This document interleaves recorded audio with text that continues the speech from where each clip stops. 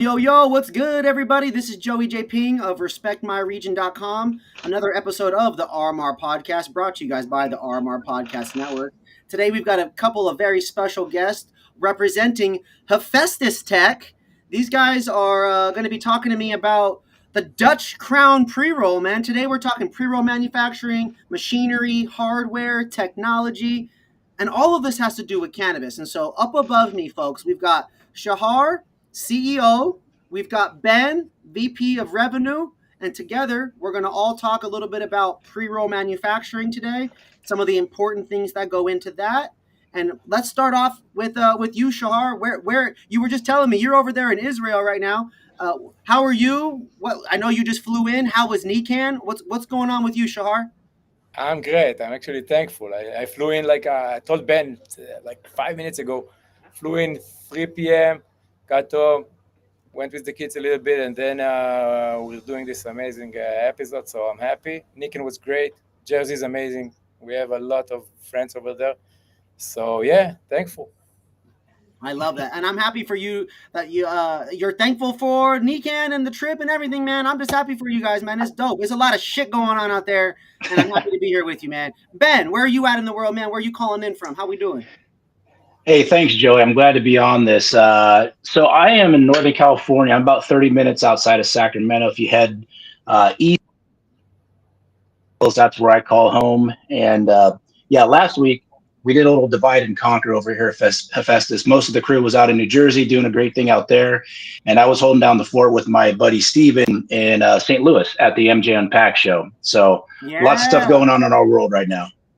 All right, Ben, before we get any further and dive into all the goodies, what's your 5 words or less feedback on how MJ Unpacked went? What was your experience? Good, bad, the ugly? How was it? 5 words or less. Solid, slow, worth it. Nice. What an interesting perspective there. Shahar, for you and Nikan, solid business turnout. What's your thoughts on how the event was? I think it was very busy. At least the first day was very busy. A lot of clients that we already know, a lot of new stuff that's coming, some new brands that are coming in, some of the local processors are doing some new cool stuff that we managed to talk about, and some new business, obviously, some new friends are joining the family. Touch wood. Let's pivot towards the business part of Hefestic, right? It's all fun, right, Ben?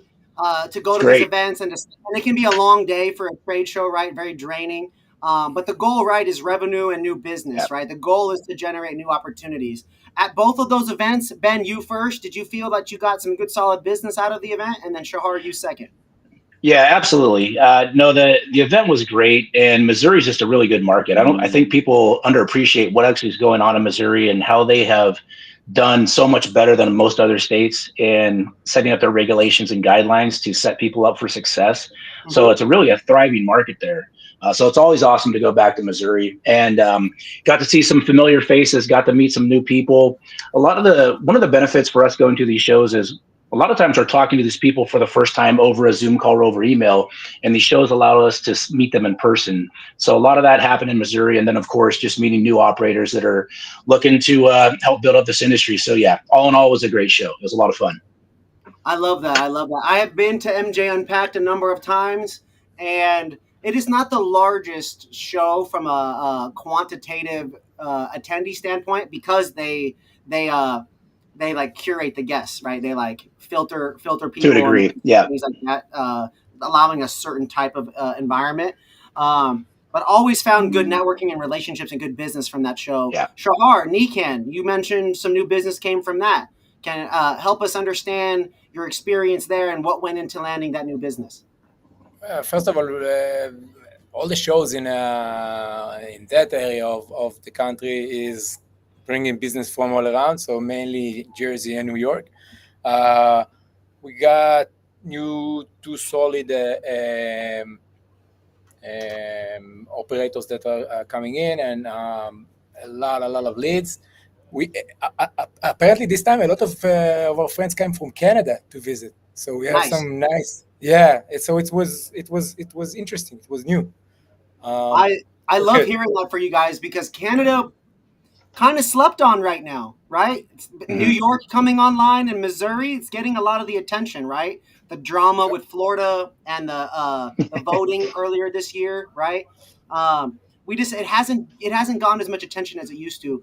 But I don't want to focus so much on Canada. I just want to show love to them showing up and Sure. to both Nikan and MJ Unpacked both pulling a crowd and providing business to their vendors. I just want to applaud that both of them. It's a hard space to be in right now, and they were able to do that. So big shout out to them. But more importantly than that, Hefestus Tech. Talk to me a little bit about how you guys got this business going. Shahar, you said you're Israeli.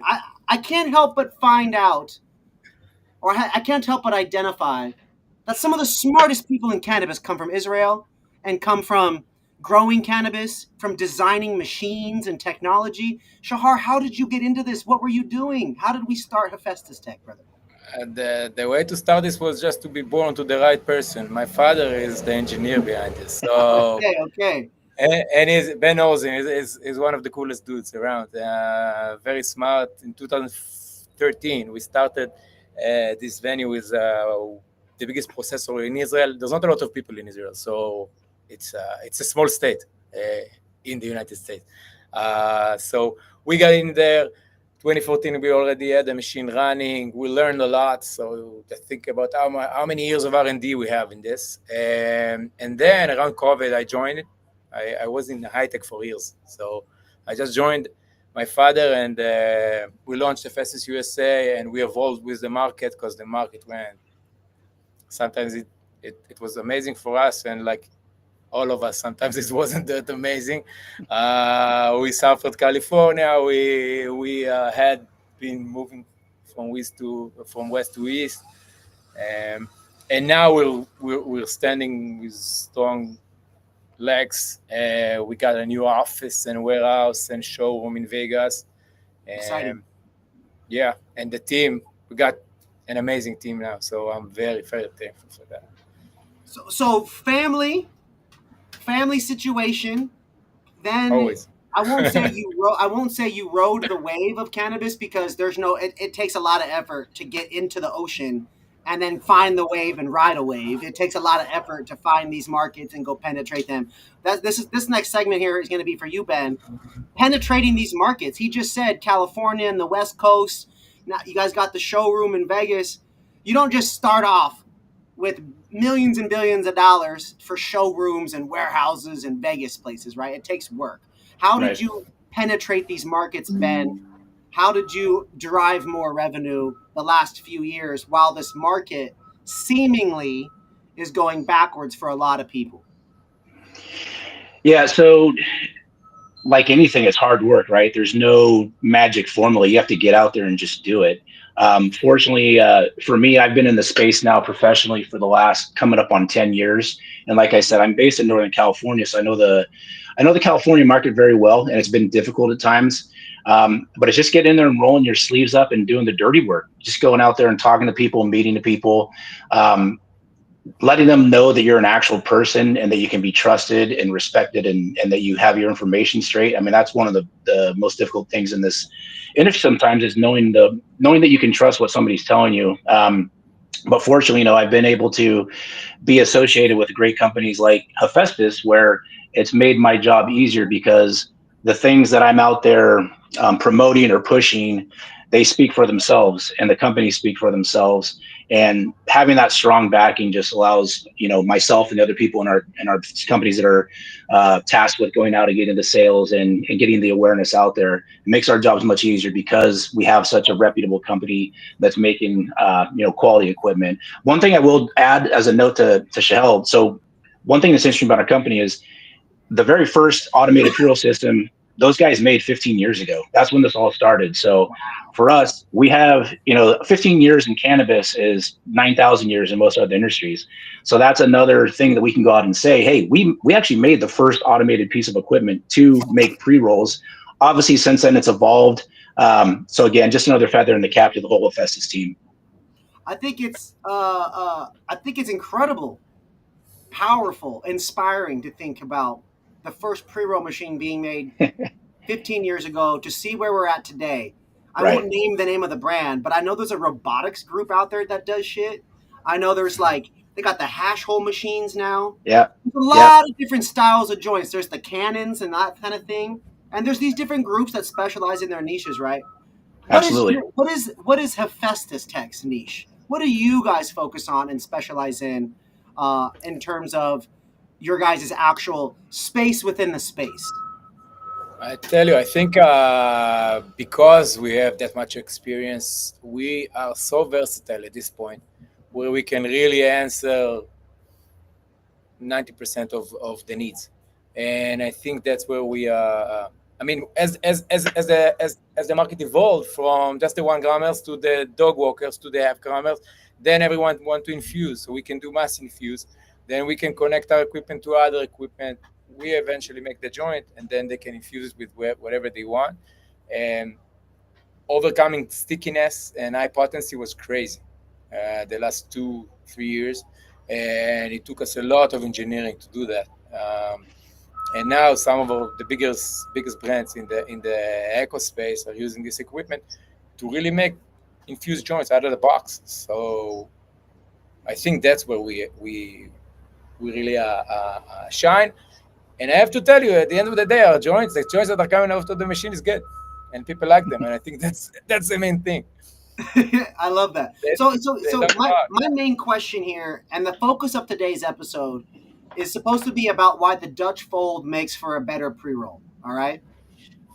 So there are different styles of folds at the top, right? Like I just roll the joint, and all I do is pinch it, right, and twist, and then I push it down. All right. After that, I light it, and that's that.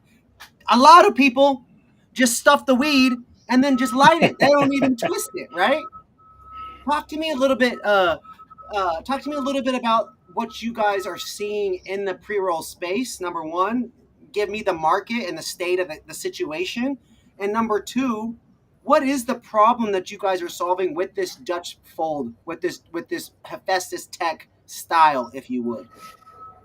So let me start, and then I think Ben can follow. I think the main thing about the perfect pre-roll is airflow. Now you can control airflow with tons of variables, like the particle size, which we can really utilize. Very big particle size for pre-rolls.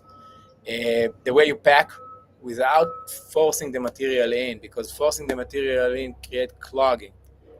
And then there's the Dutch fold. And when you light that joint, the air wants to go to the place where it's easiest for him to go. So you can see a lot of twisted top pre-rolls that are lighted from the side. And then throughout your entire smoking, you're gonna try and keep up with the thing. All of us. The canoe. Right. So we just believe that's the way to light a pre-roll, and I think out of the box, it's also looking better. Another advantage, and I'll move the mic to Ben, is the fact that we can really fold those blunts. If you think about it, you cannot twist blunts, and if you want a folded blunt or an open top blunt, that's something that's doable on our machine, which with twisted top machines, it's just undoable. So I think on my end, that's on the technical end of stuff. That's what I would say.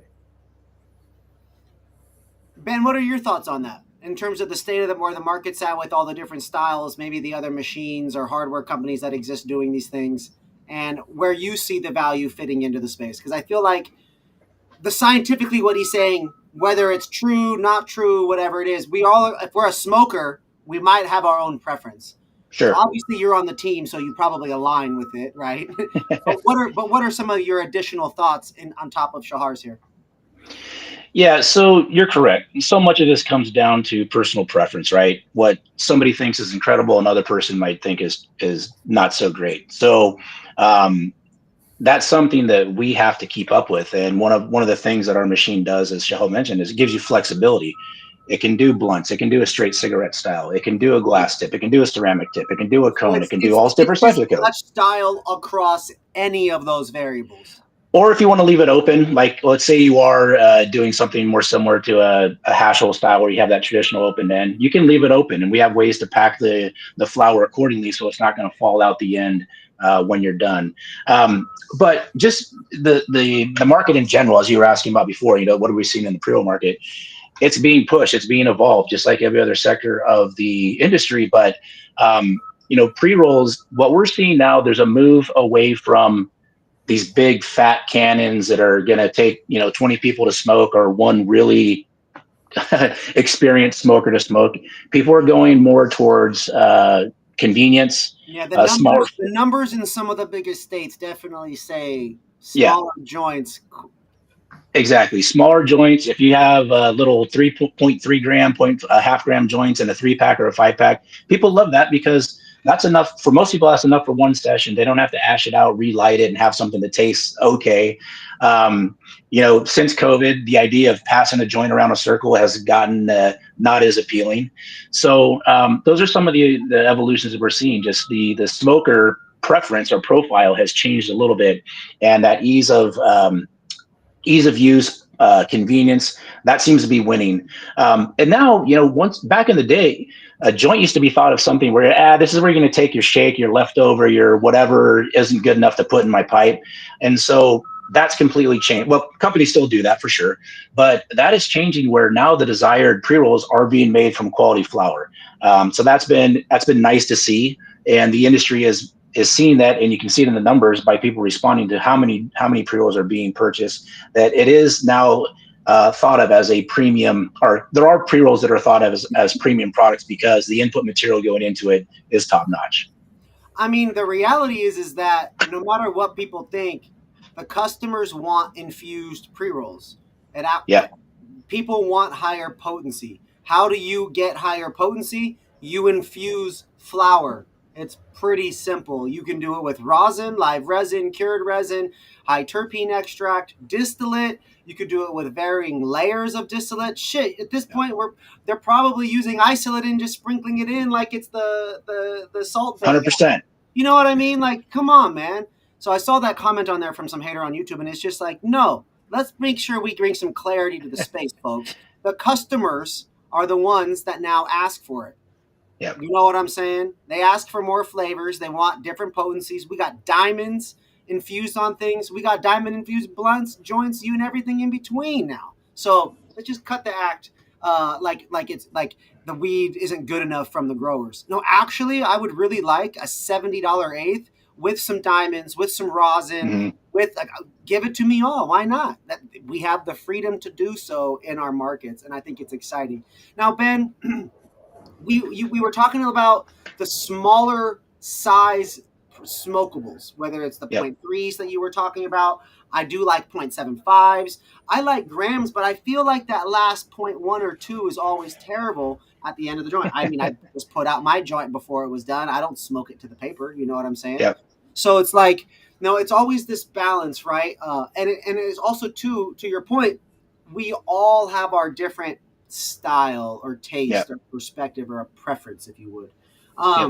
This Dutch style, is this the most in demand style that you guys are seeing, or is this a trend, or is it going anywhere? What, obviously you guys have invested into the technology and the company. It must be bigger than a trend, I would assume. We moved from that's an amazing question, because we moved from twisting in the beginning to folding because the market asked for it. And back then we were a small company and we needed to focus, and the market asked for folded, and we went for folded. So that's how we went there, not because of anything else. Just that's perfect. Hey, supply and demand. When the market requests it, we got to adapt. Let's talk a little bit more about. I got two questions that have to do with the industry and the rest of the market, and then we'll get over to some other ones. What do you guys think brands and retailers should be prioritizing when it comes to their pre-rolls? Is there any issues with like stickiness, or is it THC? Is it the style? The can is the big. Are there any things that you guys are seeing or that you would recommend that buyers and brands should be really focusing on based on the current state of pre-roll technology and what we're seeing out there? I think too often you see brands doing things to be different almost for the sake of being different. And a lot of times whatever they're making doesn't work.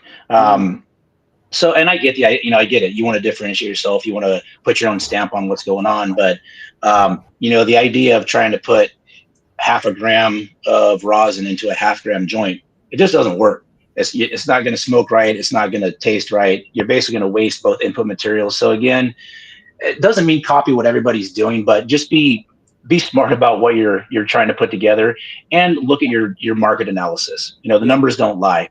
And I get it. Sometimes here in Northern California for the longest time, and this is going to sound like a blanket statement, but a lot of the cultivators up in the triangle, above where I live in Nevada City, Grass Valley, they have their strains that they want to grow, but the market wanted the dessert strains.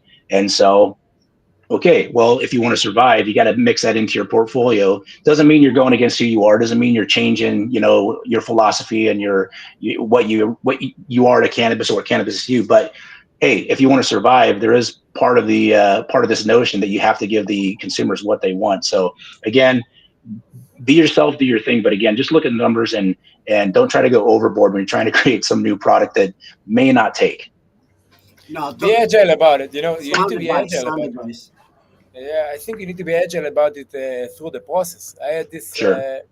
this episode in Mita with our guys from with me, with our good friends from with me, Canada, and he was speaking about, okay, we have this product and now we need to change, and now we need to change the end packaging, and we need to change, and we need to teach people, and there's a lot of changing going. But then again, because they are executors, they're making it, because you just need to keep changing to what the market needs, but also to what not just automation, also the team can be producing, or what the company can be producing, or how many changes you can really overcome within a period of time. So I think that's also something to put in mind on what you can achieve and what you cannot achieve when you're trying to make those changes as we go. I love that. I love that. Okay. Okay. What about this is like a basic question, but I feel like you guys are the experts. Describe a high quality pre-roll. What does that actually look like? How big? Like what is it? Is it the same answer for both of you guys? Does it depend? Is it size? Open ended question to you guys. Describe a high quality pre-roll. For me, it's pretty simple. It doesn't clog, and it smokes to the end. Okay. And Doesn't clog, smokes to the end. and then it's your preference, because everyone likes it when it doesn't clog. I love that. Okay, Ben, what about for you? Yeah, I agree with that. Obviously, you want to be able to smoke the entire thing. But again, I guess for me, it comes down to input materials, just having those quality input materials. And I understand the market for the economy play and using some, giving that economy skew out there for the retailer. But yeah, proper airflow, looks good, visually appealing, and uh, good flour. Just have to have a good flour in it. So the inputs definitely play a role into Inputs are massive. Yeah. absolutely, That's absolutely. one of the things just in anything you're making in general. You can't expect to have a good finished product without good input materials. It doesn't somehow magically become higher quality just by throwing it through a machine or whatever. So good input are required for a good output. Now, fellas, we are collaborating on this episode today, and for that, I appreciate your guys' support. Shout out for Brandon for bringing us together, and for you guys for just being good enough at what you do and consistent enough across the board to provide value to your clients that we can collaborate on this episode. And so I just want to say thank you for that. And secondly, let's go ahead and screen share on your guys' website. So over here, and I'm going to move me to get covered up. We're going to bring him down there. There we go. We'll cover up my face. I want you guys to walk me through what I'm looking at here on your guys' site, okay? So obviously, there's this really cool video of your guys' automation. What are these cool machines that I'm looking at right here? What exactly is going on?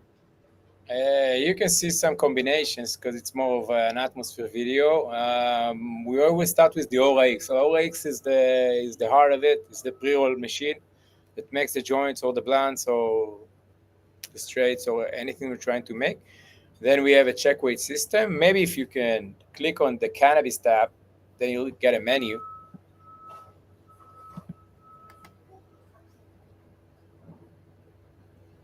Um, Hold on. and oh, good. Maybe not. It's our website. It's how we're that's the first page. Cannabis. Yeah, for some reason it's not it's not clicking on it. There we go. It worked That's on the the blog. So on the blog, we just try to inform people with what's coming and let people know on what we're working. Wow, And these are this is some great content here, right? How to choose the right automated packaging, streamlining your production, optimizing production with grinders. Um, you guys seemingly, let me get off of this for a second. Seemingly, I feel like you guys are very strong at probably helping optimize someone's situation that isn't performing at a very high level. I feel like problem solving has got to be something you guys are very good at because of how many partners you've had over the last decade plus, right? we really see it vertically, and we're an engineering company. And I think Mhm. the combination of these two makes us a very good friend when you're trying either to plan or to reduce costs or to try to plan for growth, because there's usually three types of clients that we have. Either they have nothing and they're planning, like a startup, and they're planning forward. They know they can conquer market, and there we help them with planning the room, layouting everything, choose the right equipment for it, whether it's us or combination of us and others. The second is manufacturers that are already booming and wants to get from 50K to 500K, and that's where automation is super useful. And then you have those smaller clients that are trying to keep it lean so they can conquer trends. So it can be a 1, 2, 3 people team that, with the help of automation, they can really move according to the orders or the market. So I think that's where we really fit in as a company. Ben, any thoughts on that as well for you? Yeah, one of the cool things about our jobs and being at this company is we have to go see a lot of operations all around the country, all around the world, literally. And while we're focused on what we do and primarily the pre-roll sector and the end packaging, we have relationships with our clients. We look at our clients as partners, so we're hearing about the other pain points or the other successes they may be happening in the processing center. So it just having that visibility to what they're doing makes us much stronger in what we're doing, because so much of what happens upstream can affect what happens, in our part of the process.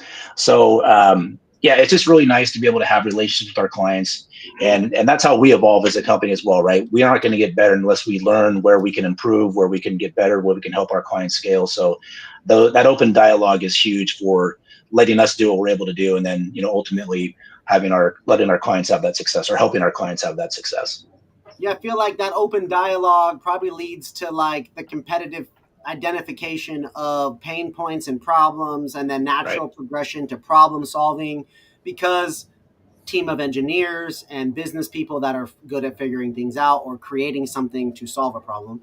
And I think that's to be applauded as well. You mentioned something in there about pain points, and having seen and hearing a variety of perspectives from so many people, Ben, what are some of those pain points that you constantly hear about, and what does Hefestus Tech do to help people with those? Yeah, so a lot of it's just the preparation of the flour before it gets to the time where you're going to grind it and turn it into the pre-roll. So, Mm-hmm. and I by no means am an expert on cultivation or curing or drying, but you ask the right questions, you understand which of your clients, we know who's doing a better job at it, who's more successful at it. So we ask those questions, understand, and over time you start seeing trends on what they're doing, what they're drying, what they're curing, and then which equipment they're using to grind the material, process the material. Yeah. So that's a big part of the pain Maybe points. some of the statistics and numbers surrounding some of that material. It could be moisture level, it could be strain, it could be Yep, terpene content, right? Some of the various absolutely. things that go into that. And then when you start throwing in infused material, now you're looking at ratios of concentrate to the flour and what your machine can handle. So all those things we take into account. And, because the pain points are what we're looking at, how can we help them, whether it's with our machine directly or just in general, because anything we do to help our client, we're going to try to do that. But I'll give you an example. So, the infused trend has been a thing that's going on now for pretty hot for the last 2-3 years, let's say. We've actually evolved our machine now to process stickier, whether it's stickier just because it's a sticky, higher moisture content flower, or because they're have been introduced and concentrated into the material. So that's something where we learned it was a pain point for our clients. So now we're able to adapt the machine and get it to a point where it can now run that sticker material. I'm trying to understand scientifically, Shahar, how you can modify a machine to deal with stickier content or more moisture content. My brain, which again, basic college level, not a background, not a family person, no connection, just my humble beginnings as a sick smoker in Seattle. How the heck do we adapt a machine to account for more moisture and stickiness between terpene or like water content? What? Help me Like understand that. anything, like everything, a lot of luck and a bit of brain. A bit of I brain. think I like that. A lot of luck, a bit of brain. This is great. I'll tell you. In the beginning, everyone wanted to weigh every piece of grinding material into the machine. Now, my father and I used to fight with my father on this a lot, and he told me, "No, we don't need to wait. They will understand. It needs to be fast and efficient and good for smoking." And I told him, "Yeah, but everyone wants it. They're asking for me. It's hard for me to sell machines like that." Now, 2 years later, or 3 years, or 5 years later, the flower price is low and labor is up, and our flow on the filling system is so short and smart, where we can really adapt it now using some specific materials, or using more top tapping, or using different inserts, or all those miniature defections that was on the previous models. We just kept this original form of filling and added some technology where it was needed, and that's how we do it. We tamp from the top. We have a conical holder for it. We make sure that the material doesn't flow for so much and it doesn't stop flows. We keep vibrate moving forward. And I think without seeing it in hand, you can't really understand. But Yeah. again, luck and a bit of brain. Visually, and obviously, I saw some of the machines. Granted, not the full production versions, right? Those are the ones for the videos. But I'm thinking like, weed gets grounded up, right? We got to have the inputs. It's got to be ground up. In my head, you second luck and a bit of brain. The bit of brain is the technology. You've got to identify the moisture level of the content. So I'm thinking maybe you take a little thing and test it, and then plug in some info, and then the weed has to go in the machine and start going through the forward progress, right? Going through the motions. And if it's set up properly and you've done all your engineering, science, luck also, and everything's happening the way it's supposed to happen, well, then we've got a joint that comes out, and it should It's be gonna be the same thing. manufactured. Well, it should be manufactured in a way that is appropriate for that moisture level, right? Kind of thing. It's kind of adapting to the inputs almost, no? That's the thing we did with the scissors. We are cutting before we are filling. We've done so Mm, because at the end of the day, there's a vessel that needs to be filled with grounded cannabis. Now, the length of it, if you're putting in more dense material, is not going to be the end length. It's not going to be the same as if you were filling with a lighter material. Now, I'm not saying joints to be with dense material or with light material. I'm saying the end length is going to be different. So we've yeah, implemented those scissors before, and after a few rounds, you can really know what's your optimum length, and then your fill time, and then your speed on the augers, and then your amplitude on the vibration. You set it up, and then it's gonna just repeat itself. And like Ben said, if you're putting good material in, nicely cured, nicely grounded, and it's gonna flow the same again and again, so you'll get the same joint again and again. yeah, And we also keep it simple. We really are. It sounds like we're just saying that, but we are keeping it simple. You can go out there and see other equipment. Too many moving pieces, too many places where it can break. and we can really. And That's one of those big pain points, Shahar. I don't want to gloss over that. I went to a gentleman in Michigan. He had all these different machines and all these different things, right? And they were on the path to 10 million last year, 10 million pre-rolled manufacturers. They were trying to go crazy. They were doing a lot of business, right? And one of the biggest issues that he ran into was having to deal with the support when machines would have issues, which is it happens. We're talking sticky stuff. We're talking dust. We're talking electricity and weather, right? All of these variables create a situation where ultimately I might need some help. You know what I mean? In any automation, in any market, in any vertical, you will need help from the automation company. Yeah. So it's a matter of answering the phone and have the equipment be able to be supported from remotely. On FaceTime. I mean, obviously we can log into the machine, and we are to make sure the adjustments are right, to make sure nothing is broke, obviously, because it could happen. But then we can really FaceTime or WhatsApp call on a video, just go through it with the client, and it's done after like 15 minutes. And there are limitations. You know what? I just don't want this conversation to sound like we can do anything. We can do most of it. Sometimes, if it's a mud and you're trying to fill it into a paper, no, it's not going to work. But to a certain level, we can really nail it.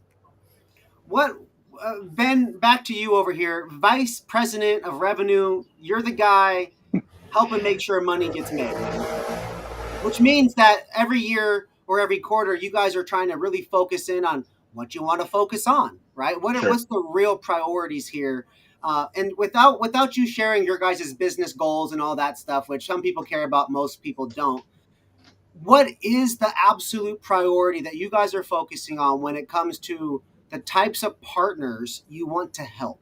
Who is that clear-cut individual or company? What do they look like? What do they have in their manufacturing building? Sure. What can you do and what do they look like? You know what I'm saying? Who is that person? Yeah, I would. So like anything, there's going to be,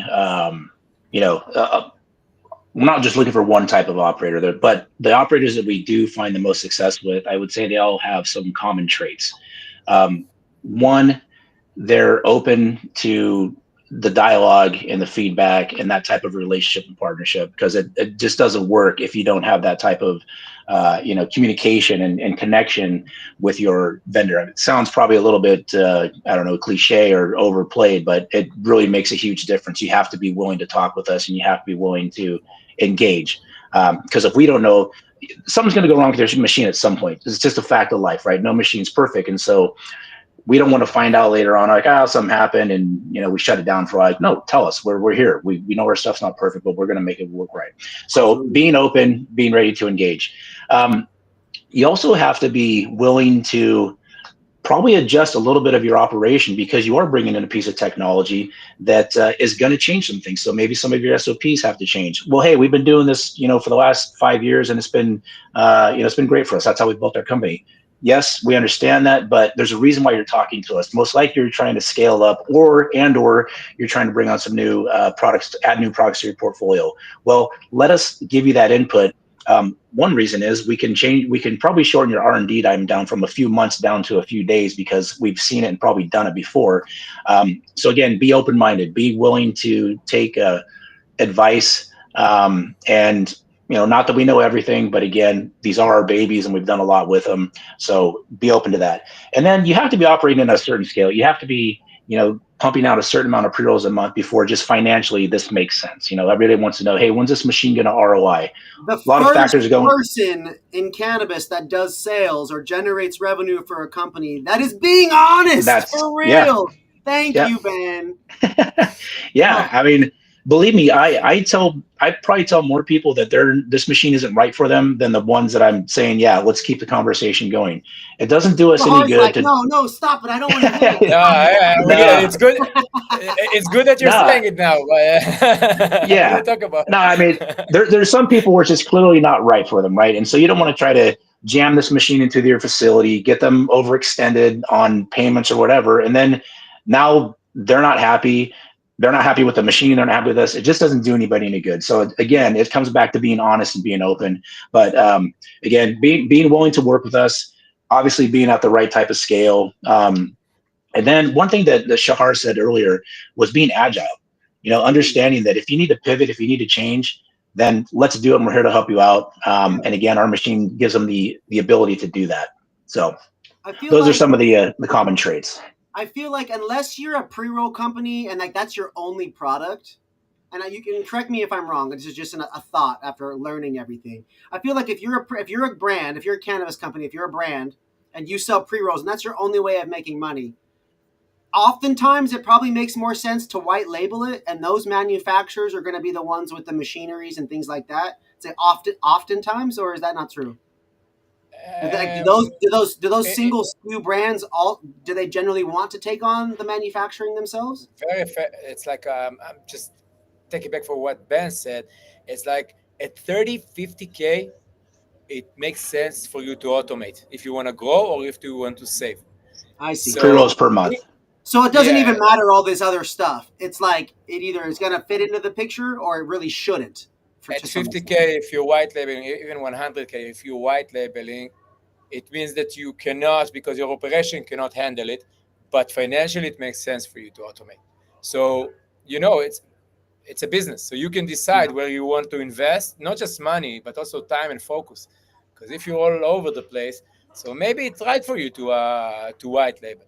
But if you got your shit, and also not just pre-roll automation, not just pre-roll companies, some of our biggest success are coming from brands or companies that has something going for them that is not pre-rolls, but because they know how to manufacture, they have their system up and running, they have the facility up and running. So introducing a pre-roll line or pre-roll automation or 2 or 3 units or whatever is easy for them because they know cannabis and they know how to do business. And then we fit in as the right equipment, and it's pretty easy for everyone, like straightforward. I've seen a few of this that just add great success with that. I like the honesty from both of you guys, and then I think it's important to be truthful, as you were saying, with the communication, with the value, with scenarios that make sense. So many people in cannabis have gotten money and gone crazy buying things, and then we see all those assets for sale less than 10 years later, right? Yep. And so to avoid that, to avoid more saturation, the wrong trends, the wrong patterns, we want everybody to win, but not everyone's going to win. That's why it's competitive, right? So great. Do you guys would you guys mind sharing just some quick info on the different machines you have and what they're specialized for, in case someone decides they want to go look at your website or browse around? This machine is called this and it does that, or those kinds of things. Can you just walk us through some of those things, those couple things real quick, and then we'll get you out of here? Of course. So first of all, we have the Aura X, which is the bread and butter, the pre-roll machine. It fits almost anyone, from the 30K a month units to 250. Then we have 2 types of grinders, the PSC8 and the PSC10. It really depends on the output, but both of them are, first of all, very fast and high capacity. But the big thing about it, they don't put energy into the flower, so the cannabinoids doesn't ignite. Everything is being done slow. It's just fast and slow. I don't know if that sounds right in English, but it's a lot of output, but it does it slow, so it doesn't harm the flower. We got some labeling equipment, which for tubes or any end-of-line solution that you're trying to jars, bags, tubes. What specifics? All of them? We can do all of them, but our focus is around the pre-rolls. So tubes is our main thing. Okay. And we are coming out with something new at MJ BizCon. I'm not sure if it's the right time to start talking about it, but our company is all about, in food business, it's about nitrosil. So we are modified atmosphering the package, where you can just get the optimized environment for the product. So we're going to introduce a few new items in MJ BizCon for tubes and for 6, 3s, 5s. It's gonna be nitrosil, the packs. and that's just coming. It's across the corner. Come on, baby. Ben's like, let's go. I need some more Yeah. stuff to help Now. me with, man. Give me reasons to call people and be valuable. Let's go. I want to help them. I mean, it's funny because it's like sales in cannabis, although money, although bills, although investments and pressure and jobs and insurance and all the things that go into business and sometimes negatives, sometimes positives, the reality is that you guys are helping people. Some of those people have fucking cancer and they need those damn pre-rolls and they prefer that Dutch style and they like that you guys are engineers putting all this science and energy into it. And the fact that we get people like you guys that are now helping people like me that are sick. I don't have cancer. I don't know for sure, but let's hope that I don't because I ain't checked. But I got kidney problems, man. You know how many people I take to dialysis places in Los Angeles that are sick when they're older? I can only imagine what cannabis can potentially do for some of these people. I can only imagine what these pre-rolls do for the right people. I can only imagine how helpful this technology can be from an automation standpoint. Ben, from efficiencies, right? Helping the communication, solving the problems and really coming together and uniting in a big way.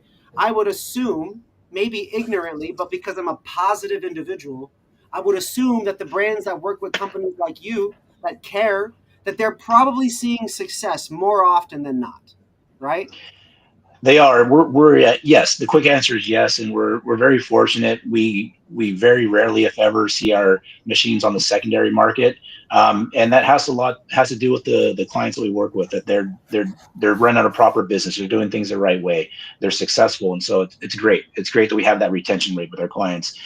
One thing I'm gonna add back in there, talking about, hey, for so many people, cannabis is a medicine. It's helping them with something, right? So going back to the equipment that you're making products with, you better be sure that this is something that you're not introducing anything else into the product that's going to be harmful for that client. And so with our background, 30 plus years of automation doing food and pharmaceutical packaging, mainly in the EU, which the EU has much more stringent requirements when it comes to GMP and health concerns. Everyone knows now that America has less stringent standards for basically everything than all of our European counterparts. Exactly. So we've been in this mindset for the past 30 years of building machines to that type of quality where we know that, obviously food, pharmaceuticals, most likely that's going to be ingested by somebody in some form or fashion. So we take that same build ideologies, we take that same train of thought, and that's how we design the machines that are making the cannabis related products. So again, that's often an overlooked part of when people are making a decision on what they're going to go with, who they're going to partner with. Well, that's something that we take pride in as well, as making sure that we're not introducing anything to the product that you don't want to have in there. Very important, as we've seen jars, beverage cans, on sloppily made pre-rolls and papers, right, from bad areas, all be contaminated to some degree. We've seen a number in different markets. We've seen a number of labs close down, fail, get lawsuits. We've seen brands more, what do they call them when they call everything back? We've seen more recall. More recalls. Yeah. That was recalls. they fucking have more recalls than they've done in the past. And why? Because we care. And now people have been caught. And so it's important to choose right from the beginning. Hefestus Tech here in the building, man. Shahar, the CEO, I appreciate you joining. Ben, VP of Revenue, I appreciate you guys joining, man. Yeah, thank you. As a patient, I have a medical card. I have an email today that says 45 days, renew your card. I care about these things. I care about the cleanliness. I care about the engineering. I care about working towards the future. And I want the cannabis companies that I work with, that I buy weed from, the dispensaries that I visit, I want them to be around so I can selfishly continue to go and take care of my health, so I can take care of my mom's health, and randomly I can take care of other people too. And so I appreciate your guys' work. Everybody be sure to visit Hefestus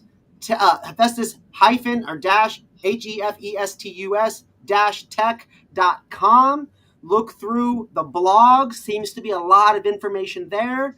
In a couple days, click on the cannabis link because then you'll be able to use that. And then be sure to send an email to them and say, hey, I want to learn more. All cannabis pre-roll companies, the least you could do after watching this episode is reach out and just ask to learn more so that way you can stay on your toes and be at the forefront of automation, engineering, and cannabis science. All three things that are integral to the future of this industry going the direction we want to go. Fellas, I appreciate you for your time and your support again. I look forward to getting this article up and out as well. Everybody watching, there'll be a follow-up article with more information on the different devices and what they're used for and what makes sense and all of that. So stay tuned, respectmyregion.com. But for now, like, follow, and subscribe. And Ben and Shahar, we're out. Thank you.